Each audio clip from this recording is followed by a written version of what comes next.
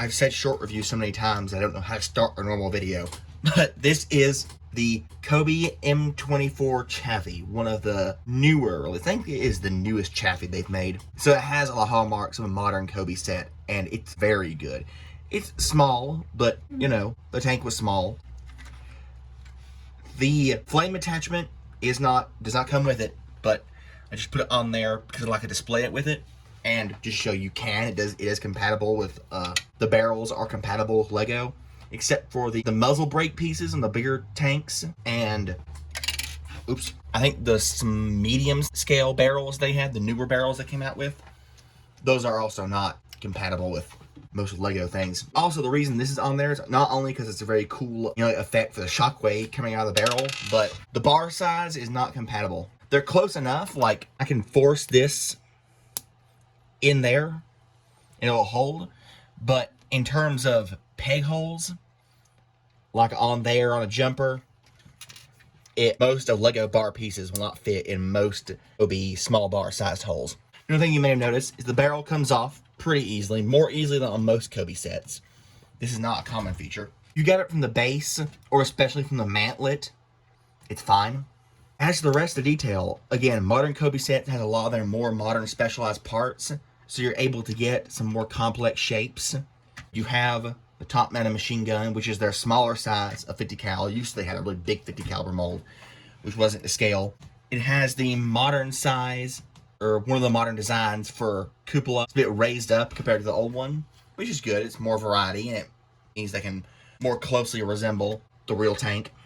Turn the turret to the side. There is a semblance of the hatches and the viewports for the driver and the radio operator, but they do not open.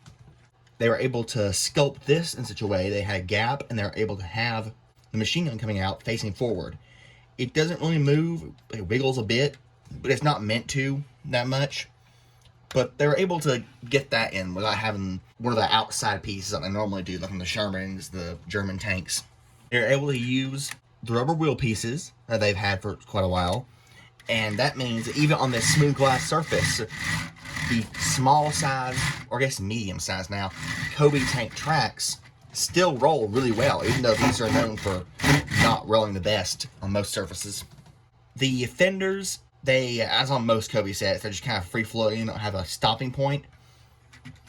Well, they have a stopping point right there, so they don't go down further, but they can be knocked upward, but you just fix that. Cobi sets kids can play with them, but they are more intended to be adult-oriented models that you have a bit of care with. There is no interior, mostly. There's only the engine bay, which I'll get to, but the sculpting is still very nice. I like the way they were able to get this line at that angle together. Those pieces just fit in there, very little gap.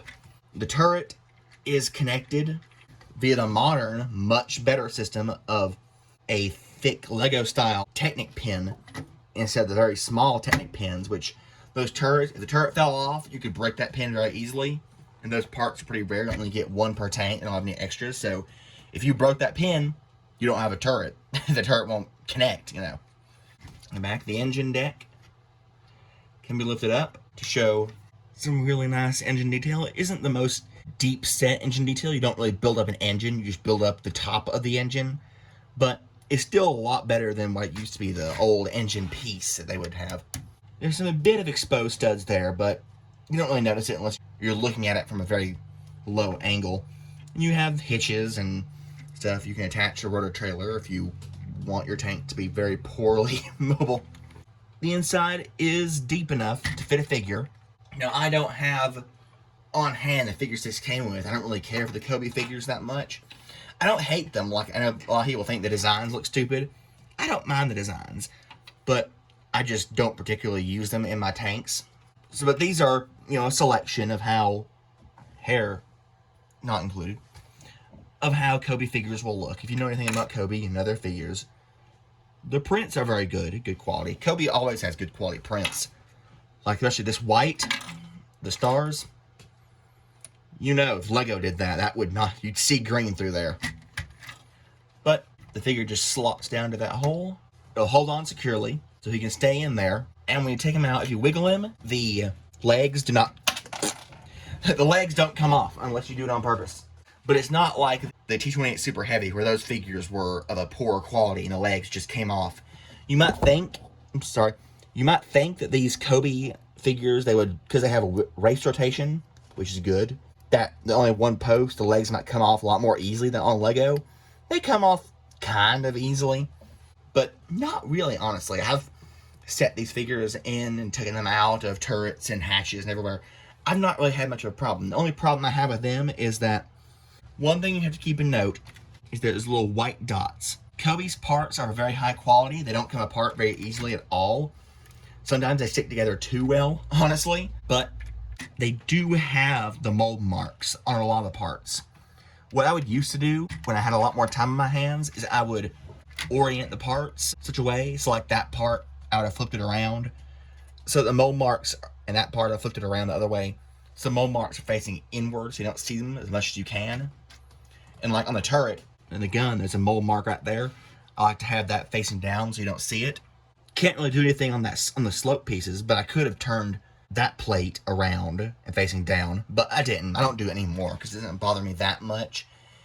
It doesn't bother me enough that I want to put in the effort of having to deal with every piece's orientation as I put them on. But you can do that, and it does make them look a bit better if you want to go that extra mile.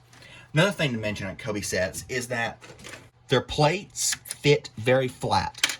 And there's a bit of a gap, but on a lot of the Cobi's plate pieces, they don't have the wedge underneath the Lego piece would have, that little gap.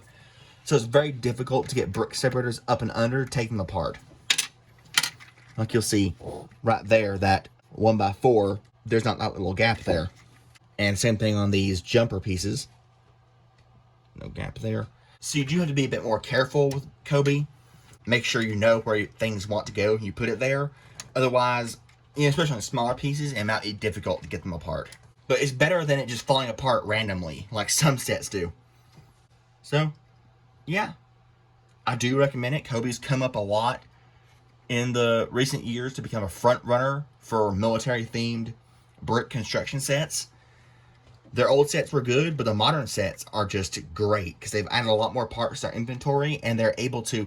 I know I keep using the word probably to the point where it's lost all meaning in these reviews, but they really do. Instead of just making a shape that resembles the thing you're trying to mimic, if you squint, they really do. With their smaller, more specially designed pieces, they really are able to just sculpt pretty much any shape they want now, which I'm a big fan of. So, that is the Cobi M24 Chaffee.